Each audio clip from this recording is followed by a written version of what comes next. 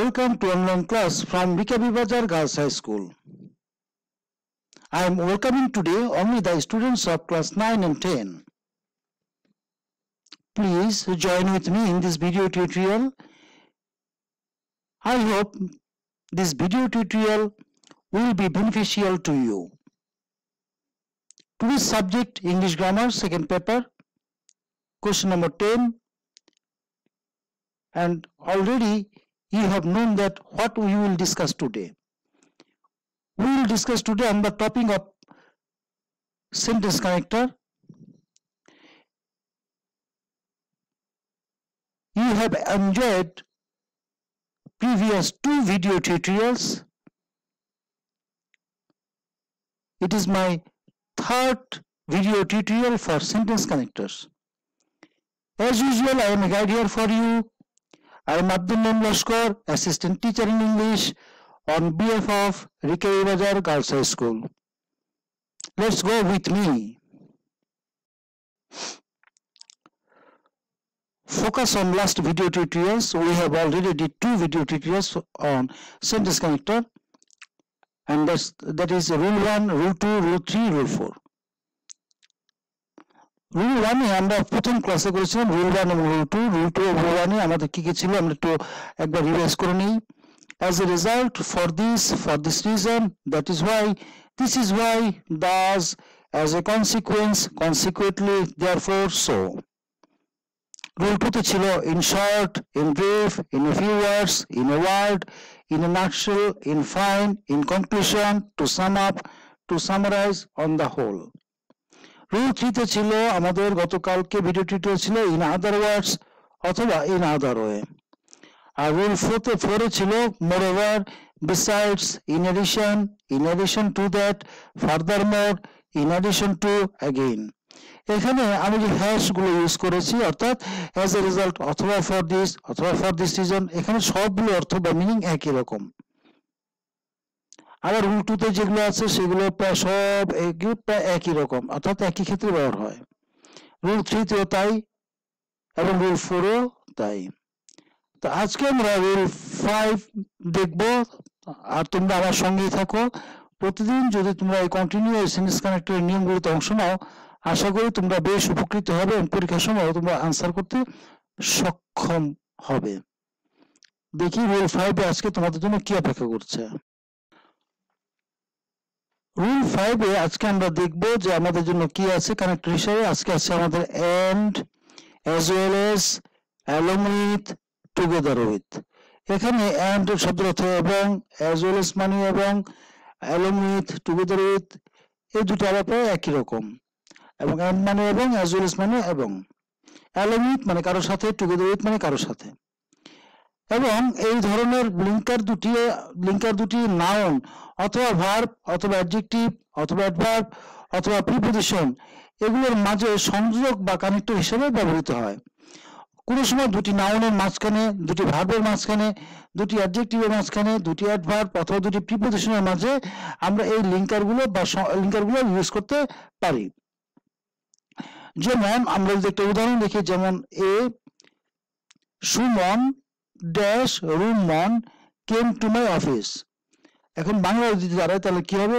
সুমন রুমনের সাথে আমার অফিসে এসেছিল তো এই যে টুগেদার মানে দুজন এই জন্য হচ্ছে টুগেদার আর উইথ মানে সাথে সুমন অ্যান্ড রুমন দিলেও চলতো Suman as well as Rumon দিলেও চলতো সুমন অ্যালং উইথ রুমন তাও দিয়ে চলতো অর্থাৎ এই 4টি কানেক্টর একে অপরের হিসাবে ব্যবহৃত হতে পারে Number B, the teacher dash the students was present.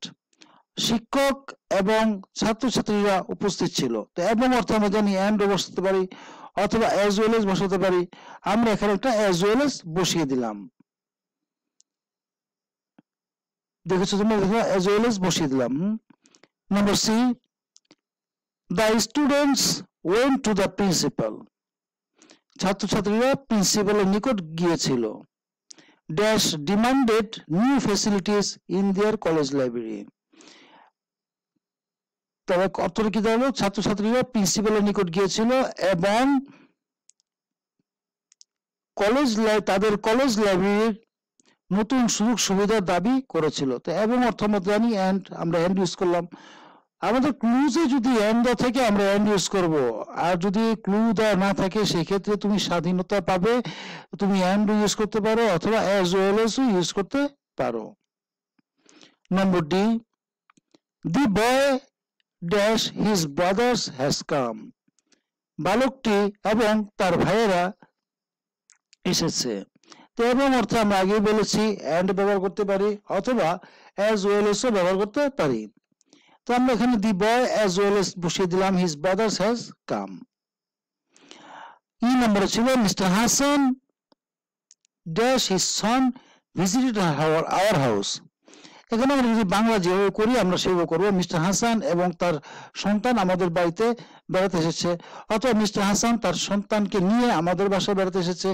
যেভাবে ইউজ করি, যদি এন্ড ব্যবহার করতে চাই এন্ড ব্যবহার করতে পারবো, অ্যালং উইথ ব্যবহার করতে চাইলে অ্যালং উইথ ব্যবহার করতে পারবো। অর্থাৎ ক্লুজে যদি এন্ড দেওয়া থাকে আমি এন্ড দেবো, ক্লুজে যদি অ্যাজ ওয়েল এজ দেওয়া থাকে আমি অ্যাজ ওয়েল এজ ইউজ করবো, ক্লুজে যদি অ্যালং উইথ দেওয়া থাকে আমি অ্যালং উইথ দিয়ে ব্যবহার করবো। আর যদি ক্লু দেওয়া নাই থাকে সেই ক্ষেত্রে তুমি তোমার নিজের ইচ্ছা অনুযায়ী এন্ড অথবা অ্যাজ ওয়েল এজ অথবা অ্যালং উইথ এই তিনটার যে কোনো একটি তুমি ওখানে বসাতে পারো।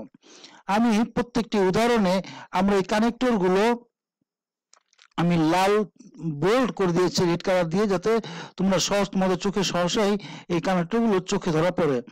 আর এবং রুল 5 এ তোমরা একটা স্ক্রিনশট করে রাখো বাড়িতে পরবর্তীতে প্র্যাকটিসের জন্য। হ্যাঁ, ইতিমধ্যে তোমরা নিশ্চয়ই স্ক্রিনশট করে রেখেছো। তো আমি এবার রুল 6 এ যাব, দেখি রুল 6 এ আমাদের কি নিয়ম আছে।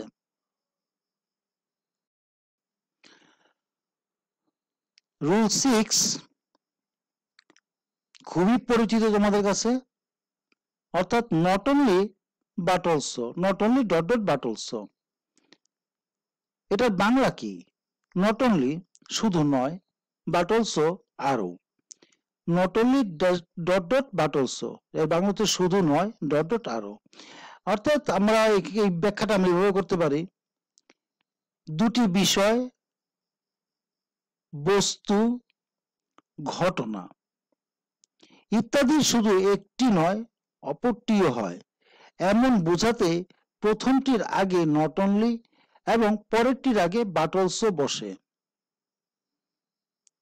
আমি নিশ্চয়ই বুঝাতে পেরেছি। তারপর আরেকবার খেয়াল করি, নট অনলি বাট অলসো বাংলাতে শুধু নয় আরো, দুটি বিষয়, বস্তু, ঘটনা ইত্যাদির শুধু একটি নয় অপরটিও হয় এমন বোঝাতে প্রথমটির আগে নট অনলি এবং পরেরটির আগে বাট অলসো বসে। বিস্তারিত আমরা যদি আলোচনা করতে যাই তাহলে আমি এই করোনাকালীন সময়ে এই প্যান্ডামিক পিরিয়ডে আমাদের স্কুল যখন প্রথম আমি ইংলিশ সেকেন্ড পেপারের গ্রামার ভিডিও টিউটোরিয়াল দিই তখন নিয়মটা আমি কমপ্লিট সেন্টেন্সে প্রয়োগ করেছিলাম। যারা প্রথম থেকে আমার ভিডিও টিউটোরিয়াল আছো তারা সেই কমপ্লিট সেন্টেন্সের নিয়মগুলো ইতিমধ্যে তোমরা দেখেছো। তবে ইচ্ছা আছে যে আমাদের সেন্টেন্স কানেক্টরের পরে আমি আরেকবার 2-3টে ক্লাসে কমপ্লিট সেন্টেন্স আরেকবার নিয়ে আসবো। তো কমপ্লিট সেন্টেন্সের সেই আমি যদি কারো কাছে যদি সেই ভিডিও টিউটোরিয়াল থেকে থাকে তাহলে সেখানে দেখবে একটা নট অনলি বাট অলসো একটা নিয়ম আছে। তো এখানেও আমি জন্য লিখে দিলাম যে বিস্তারিত আলোচনা কমপ্লিট সেন্টেন্স পার্টস অংশে দেখো, এই কথাটা এখানে উল্লেখ করে দিয়েছি। যেমন A dash Tonni dash Tania is now going to America this year. শুধু তন্নি নয়, তানিয়াও এই বছর আমেরিকা যাচ্ছে। শুধু তন্নি নয় মানে শুধু নয় বলতে শুধু তন্নি নয়, তানিয়া ও is now going to America this year। আর পরীক্ষার সময় সাধারণত নট অনলি বাট অলসো দুইটাই শূন্যস্থান থাকবে না, এটা তোমরা নিশ্চিত থাকতে পারো। যদি কখনো নট অনলি দেওয়া থাকে তাহলে মনে রাখবে নট অনলি পর একটা সাবজেক্ট থাকবে, সাবজেক্টের পর একটা ড্যাশ থাকবে, এই ড্যাশে তুমি বাট অলসো তখন অটোমেটিক্যালি বসাতে পারবে। আবার যদি কখনো ড্যাশ তন্নি বাট অলসো থাকে তখন বাট অলসো দেখার সঙ্গে সঙ্গে তোমরা এখানে এই গ্যাপের স্থানে তোমরা নট অনলি বসিয়ে দিবে। বুঝতে পেরেছি? যদি নট অনলি থাকে তাহলে সেই বাক্যে অবশ্যই একটা বাট অলসো থাকতে হবে। নট অনলির পরে যদি কখনো কোনো শূন্যস্থান থাকে, গ্যাপ থাকে, তখন সেখানে তোমরা বাট অলসো বসিয়ে দিবে। আর যদি বাট অলসোর আগে যদি কোনো গ্যাপ থাকে সেখানে তোমরা নট অনলি বসিয়ে দিবে। এটা হচ্ছে একটা সহজ ধারণা। তারপরে নিয়ম আমরা দেখতে চাই, নিয়ম পড়ি। Number B, the boy is dash lazy dash dirty। বালকটি শুধু অলসই নয়, নোংরাও বটে বা নোংরাও। তাহলে দেখেছি নট অনলি বাট অলসো ব্যবহারটি। হ্যাঁ। Number C, Farooq not only reads novels but also plays tennis. এখানে অর্থ দাঁড়াচ্ছে ফারুক শুধু উপন্যাসই পড়ে না, টেনিসও খেলে।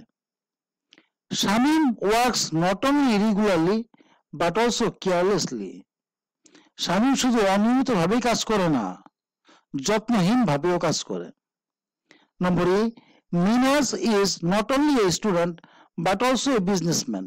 মিনাজ শুধুমাত্র একজন ছাত্রই নয়, একজন ব্যবসায়ীও বটে। তা আমরা দেখলাম যে নট অনলি বাট অলসো হচ্ছে পারস্পরিক, অর্থাৎ কোনো বাক্যে যখন নট অনলি থাকে সেই বাক্যে একটা বাট অলসো বসাতে হয়। তো এই ছিল আমাদের আজকের ভিডিও টিউটোরিয়ালে। তো আজকে আমরা রুল 5 এবং রুল 6 দুটো নিয়ম করেছি। আমি আশা করি